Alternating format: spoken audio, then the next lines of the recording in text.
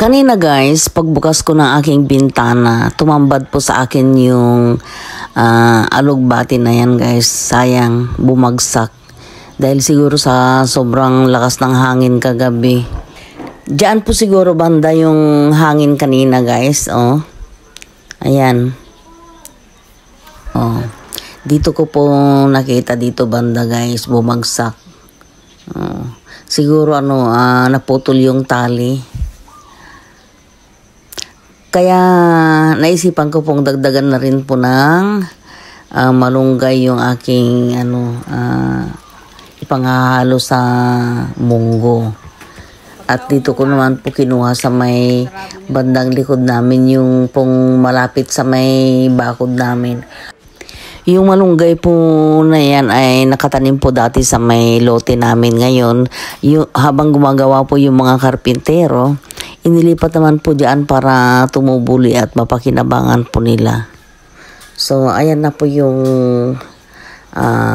malunggay. At naisipan ko na rin pong magpakulo po ng munggo. Ayan, i-check na po natin kung pwede na. Ayan, malapit na pong lumambot guys. Ngayon naman po habang inaantay po natin lumambot yung ating munggo, i-prepare na rin po natin yung mga panahog guys. Palambutin na po natin para sa ganun, madali pong hiwain. At ito naman po yung mga natira kong malunggay nung nakaraan. Ganyan po ang ginagawa ko pag wala po akong ginagawa. Nangunguha po ako ng dahon ng malunggay tapos nilalagay ko sa guys sa mga box tapos papasok ko sa freezer. Ang tagal po, umabot po ng 1 buwan. Alam nyo guys, kahit na marami po akong dahon ng malunggay, hindi ko basta-basta tinatapon lalo na pagka maganda po yung dahon. Itinatabi ko po yan, inilalagay ko po sa mga containers guys, mga boxes na walang laman. Tapos ipapasok ko yan sa loob ng freezer. Subukan po ninyo guys, basta wag lang po ninyong hugasan yung yung malunggay. Pagkahimay po ilagay nyo sa box tapos ipasok nyo sa freezer. Parang pa rin po, parang sariwa pa rin po. Buhay na buhay. Ika nga nila, hindi po siya naluluto ng yelo. Ngayon naman guys, umpisahan na ho natin tanggalin yung mga dahon habang nagpapakulo po tayo ng munggo.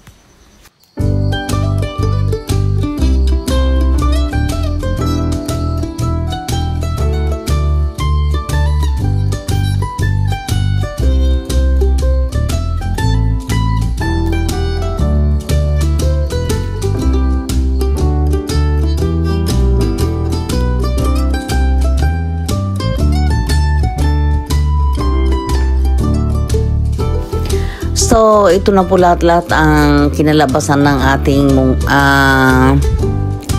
dahon. Kukuha naman po tayo ng lagayan guys.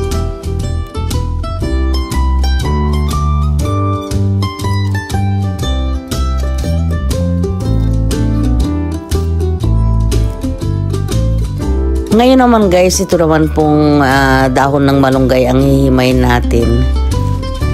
Kailangan mo ma-prepare lahat-lahat bago tayo mag-gisa po ng ating munggo kasi mahirap po yung habang nagigisa ay naghihimay. Kailangan prepared na po lahat-lahat yung mga gagamitin po natin. So, ayan guys, tapos na pong may prepare yung mga gulay. Ito naman pong karne ang hiwa-hiwain po natin. Ito na po yung ating panahon guys at ngayon naman po i-prepare na naman po natin itong bawang at sibuyas guys.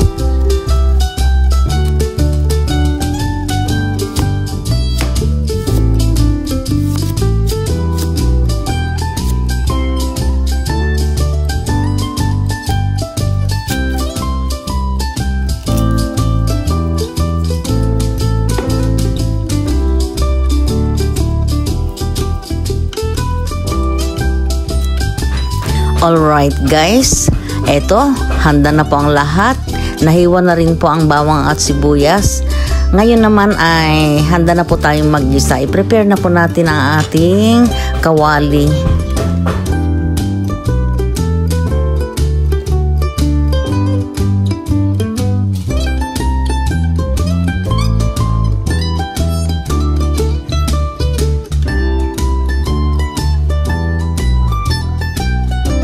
Marahil ay nagtataka po kayo kung bakit ganyan yung yung gamit kong mantika, guys, parang used oil.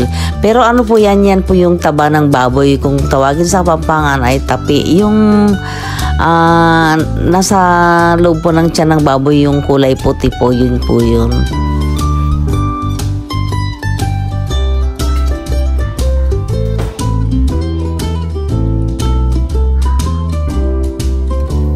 Latadong gutom na po ang Inday, kahit hindi pa po masyadong mainit yung mantika, nilagay na po yung bawang. Ayan. Pero ayan, guys, sa nakikita po ninyo may parang bumubula-bula naman na. Ayan, guys, uminit na rin po ang mantika at ito medyo naluluto na po yung ating bawang. Isunod naman na po natin yung ating sibuyas para maluto na. Alam po ninyo, guys, masarap din po ito na may kamatis, kaso nga lang po ay naubusan na po ako ng kamatis, kaya okay na po yan. Ang bawang at sibuyas ay sapat na.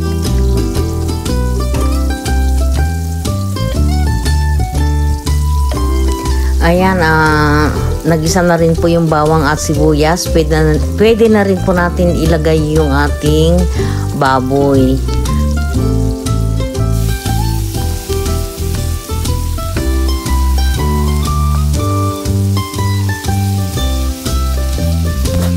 Habang iginigisa po natin ang ating panahong, guys, lagyan na po natin ng mga pampalasa para ma-absorb po ng ating karne, guys.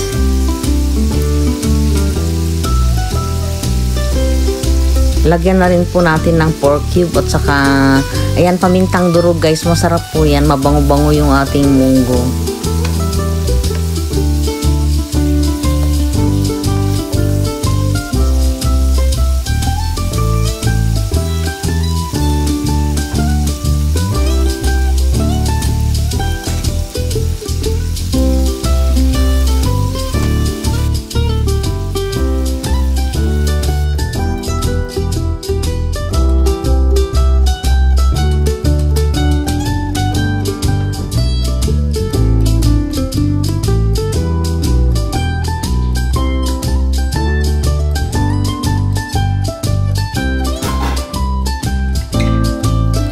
Ayan, luto na, guys, at ilagay na po natin yung ating gulay.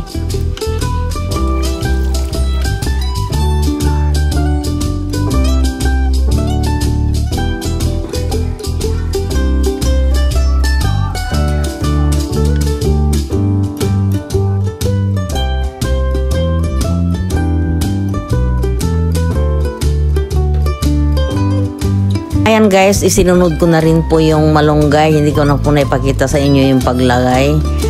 Ilagay na rin po natin ang pampalasa. At saka natin po halu-haluin. Ayan. Para ma-absorb po yung ating pampalasa, guys. Hahalu-haluin po muna natin ng kaunti, guys. At ito, luto na. Ngayon naman po ay titikman na po natin. Masarap, guys, kahit walang kamatis. Hanggang dito na lamang po at sana po ay may natutunan na naman po kayong bago sa aking video. Kung nagustuhan po ninyo, pa-subscribe naman po. Bye, guys!